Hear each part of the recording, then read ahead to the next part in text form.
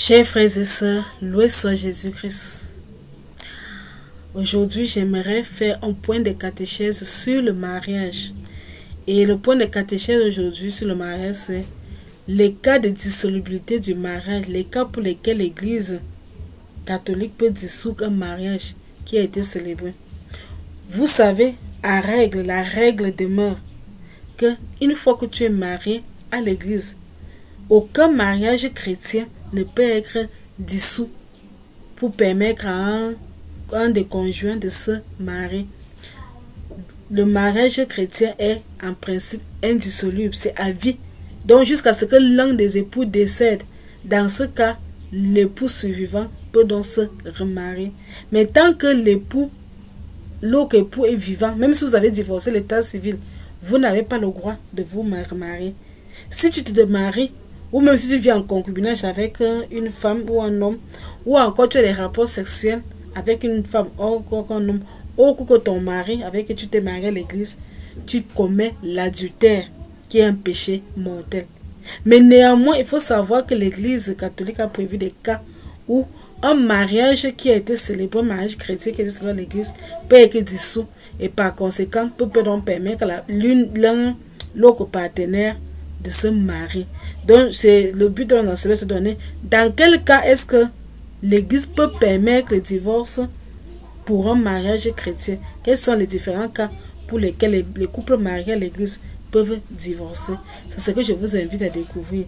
Mais vous savez que chaque fois que je fais un enseignement, j'invoque toujours l'Esprit Saint. Parce que comme je le dis toujours, sans l'Esprit Saint, nous ne pouvons rien. Nous avons besoin de l'Esprit Saint. Et moi, particulièrement pour la campagne d'évangélisation, j'ai besoin de l'Esprit Saint. Vous en avez aussi besoin. Donc, je vais d'abord invoquer l'Esprit Saint.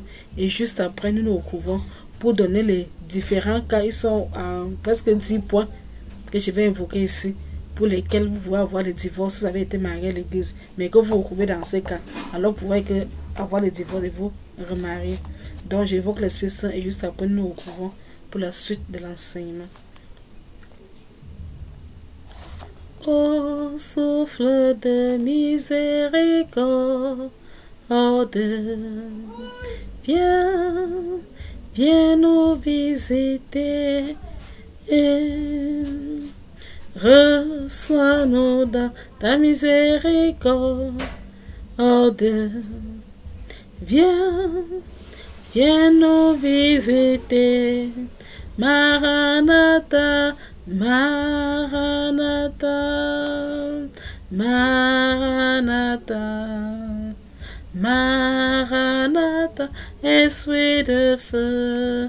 Maranatha, Maranatha, Maranatha, Maranatha, esprit de feu. Viens, Esprit Saint, remplis le cœur de tes fidèles et allume en eux le feu de ton amour. Envoie ton esprit et tout sera créé, et tu renouvelleras la face de la terre. Prions. Ô Dieu qui a instruit le cœur de tes fidèles par la lumière du Saint-Esprit, donne-nous par ce même merci de connaître ce qui est bien, de jouir sans cesse de ces divines consolations. Par Jésus le Christ notre Seigneur. Amen. Ok, merci donc mes frères et sœurs m'avoir permis d'évoquer l'Esprit Saint. Nous pouvons devoir invoquer quelques 10 points. 10 points. Les cas exceptionnels. Il dit exceptionnels. Parce que la règle, c'est l'indissolubilité du mariage chrétien. Les cas exceptionnels pour lesquels le droit canonique permet qu'on puisse dissoudre un mariage chrétien et permet qu'à l'un des couples de se remarier. Alors je vais évoquer 10 points. Le premier point très important, lorsque quelqu'un, vous êtes marié, si vous êtes marié à l'église et que l'un des conjoints était encore mineur, parce qu'il y a une âge de la majorité, si l'un des conjoints était mineur, était encore mineur, il n'y a même pas eu le consentement des parents, le mariage n'est pas valable. C'est d'ailleurs la même chose aussi au niveau de la loi, même de la loi civile.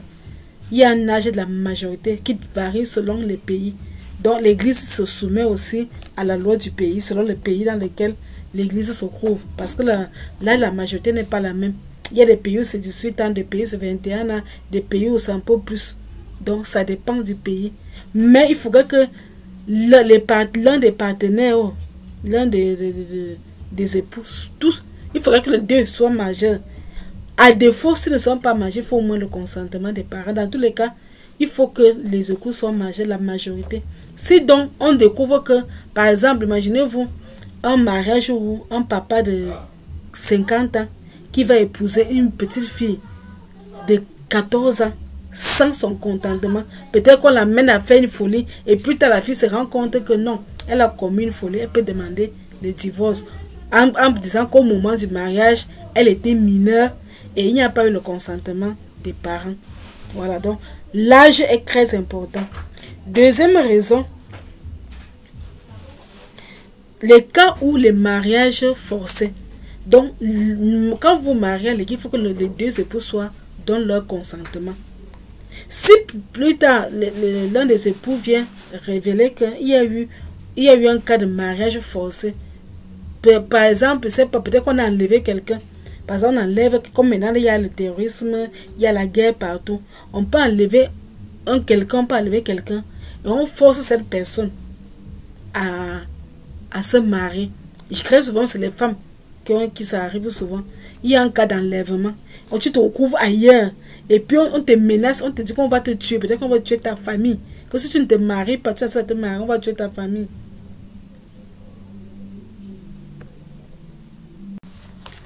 Donc dans ce deuxième cas, la femme qui a été enlevée et dont on a menacé de tuer ou d'éliminer sa famille, si elle ne se marie pas, elle peut plus tard porter plainte et demander à ce que ce mariage forcé soit annulé. Ce mariage forcé soit annulé. En troisième cas, c'est le cas où quelqu'un tue. Par exemple, puisqu'on sait que la mort de l'un des époux donne le droit à l'autre de se marier, il peut donc avoir un cas où quelqu'un a tué son époux ou son épouse pour se remarier. Puisqu'il sait que tant que l'époux est vivant, il ne pourra jamais se marier. Il assassine ou alors il monte les tueurs pour aller assassiner son époux, son épouse, afin de pouvoir se marier.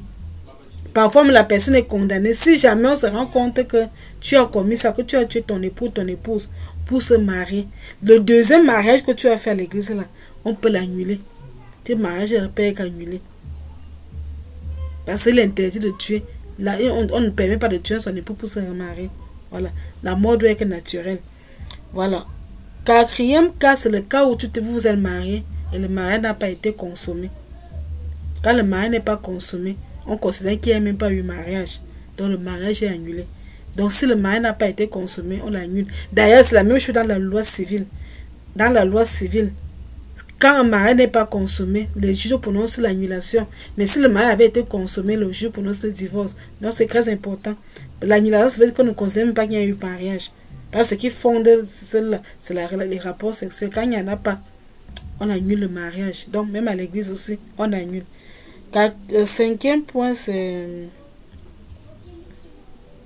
les gens qui se marient pour avoir les papiers. Voilà, il y a eu beaucoup de mariages, surtout en Afrique. Beaucoup de jeunes, surtout les femmes qui voulaient partir en Europe. Mais comme avoir les papiers était un peu difficile. Donc jamais ce qu'ils faisaient le mariage blanc, ils se mariaient avec l'homme. Ils ne se marient pas par amour. Parce que l'église dit que la base de tout mariage, c'est l'amour. Mais si on se rend compte que le mariage n'était pas basé sur l'amour, le mariage était plutôt basé sur l'intérêt, c'est-à-dire avoir les papiers pour aller s'installer par exemple en Europe. Il y a les gens même parfois qui sont en Europe. Par exemple, quelqu'un qui a pris le désert, il a pris le bateau, il a traversé la mer, comme on fait souvent en Afrique, là, pour aller en Europe. Tu arrives, tu n'as pas les papiers. On sait que le mariage donne le droit à faciliter l'obtention des papiers. Donc, quand tu arrives là-bas, tu n'as pas les papiers. Tu es un jeune garçon, jeune fille. Tu vas te marier avec quelqu'un qui a les papiers, ou alors un blanc, ou alors quelqu'un d'autre africain qui a déjà des papiers. Juste parce que tu veux avoir les papiers, non par amour. Une fois que tu es marié, tu obtiens ces papiers. Si c'est qu'on se rend compte de la super chérie, même si tu es marié à l'église, ce mariage la peine. Même si tu es tombé amoureux, on y a ce mariage. Parce que la base du mariage, c'est l'amour. La base d'un mariage, c'est l'amour. Quand il n'y a pas d'amour, vraiment, ce mariage n'a pas d'effet. Autre chose aussi, les cas d'inceste. Lorsqu'on se rend compte que tu es épousé, la personne que tu as épousée est un membre de ta famille, en cas d'inceste qui est prouvé, on annule. C'est jamais aussi de bloc. Pourquoi c'est important de faire la publication des bancs? Parce que la publication des bancs permet de régler ce genre de problème. Est-ce que les deux époux sont parentés? Bon, vous pouvez aller vous marier ailleurs et même à l'étranger, n'a pas de souci. D'abord, il y a les cas dans les familles, par exemple. Un père a fait un enfant dehors et la famille ne connaît même pas l'enfant là. On ne connaît pas cet enfant. On sait seulement que tu as fait un enfant dehors, mais on ne le connaît pas. L'enfant ne connaît même pas son père. Plus tard, il va rencontrer sa soeur sans connaître que c'est sa soeur. Vous vous mariez, plus tard, vous découvrez que vous êtes parenté, vous avez les liens. Qu'est-ce qu'on fait? On va annuler ce mariage. On va annuler ce mariage parce qu'on peut pas. L'église n'encourage pas l'inceste. Donc, quand on découvre que vous êtes parenté, on annule le mariage. Septième cas, c'est le cas où quelqu'un s'est marié avec un prêtre ou une soeur. Elle avait fait ses vœux de chasteté, de pauvreté, d'obéissance. Le vœu de chasteté, empêche à un prêtre ou à une soeur de se marier. Donc, si tu t'es marié avec un prêtre ou à une soeur, tu peux se marier, la paix est annulée à la demande des époux, à la demande de la personne qui veut l'annulation. Voilà. D'où aussi l'importance de la publication des bancs. Voilà. Pour qu'on se rassure que ce n'est pas une personne consacrée. Autre chose aussi, 8, c'est la personne.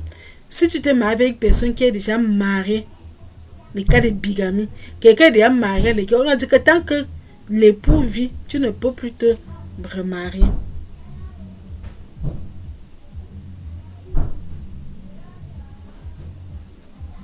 Tant que ton époux vit, tu ne peux plus te remarier. Donc, en cas de bigamie, dans les cas de bigamie, le mariage peut être annulé. Voilà. D'où aussi l'importance de la publication des bancs de mariage pour se rassurer que aucun des personnes qui veulent se marier là n'est jamais marié à l'église. Mais il y a eu des cas vraiment où on ne peut pas conclure parce que quelqu'un peut se marier à l'étranger. Quelqu'un peut se marier par exemple aux États-Unis et il revient peut-être pas dans un autre pays, à un autre continent, se trouve en Europe par exemple, ou en Afrique ou bien en Asie. Et il va encore se marier. Parfois c'est difficile de savoir. Dans ce genre de cas, parfois ce genre de situation, ça peut arriver. Mais si on le découvre, on annule. C'est le deuxième mariage qui est annulé, pas le premier. C'est le deuxième mariage qui est annulé. Voilà. Et un autre cas aussi, un neuvième cas, le cas où quelqu'un se marie avec son fils adoptif. Le fait que tu as adopté quelqu'un fait de cet enfant ton enfant. N'oublions pas que Jésus a été adopté par Saint Joseph. Jésus est devenu son fils. Même au ciel, Saint Joseph est considéré comme le père de Jésus. Donc l'adoption vaut l'intégration de l'enfant dans la famille de la personne qui adopte. Donc un père ne peut pas adopter, ne peut pas épouser sa fille adoptive par exemple.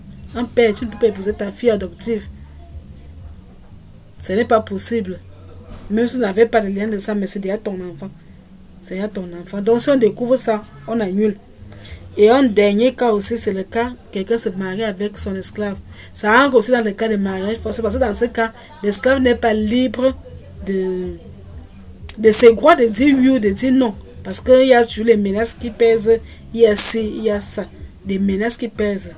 Donc dans les cas où peut-être qu'il y a encore un cas d'esclavage, si la fille prouve qu'il était esclave, elle n'était pas libre de donner son avis, ce mariage-là peut être annulé. Donc voilà en quelque sorte quelques cas pour lesquels l'église peut prononcer dissoudre le mariage, mais il faut rester, le principe reste seulement, une fois que tu es marié à l'église, le mariage ne peut pas être dissous. Et si jamais tu prends une autre épouse, ou alors que tu renvoies ta femme pour prendre une autre épouse, il faut savoir que tu es encore de commettre ce qu'on appelle l'adultère. L'adultère est un péché mortel, un péché qui t'envoie en enfer.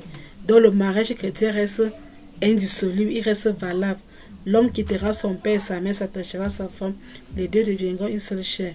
Que l'homme ne sépare pas ce que Dieu a uni. Mais néanmoins, il existe quelques exceptions. Bon, c'est ce que je voulais partager avec vous. Que Dieu vous bénisse. Et à très bientôt pour un autre point de catéchèse. En tout, loué soit Jésus-Christ. Bye bye.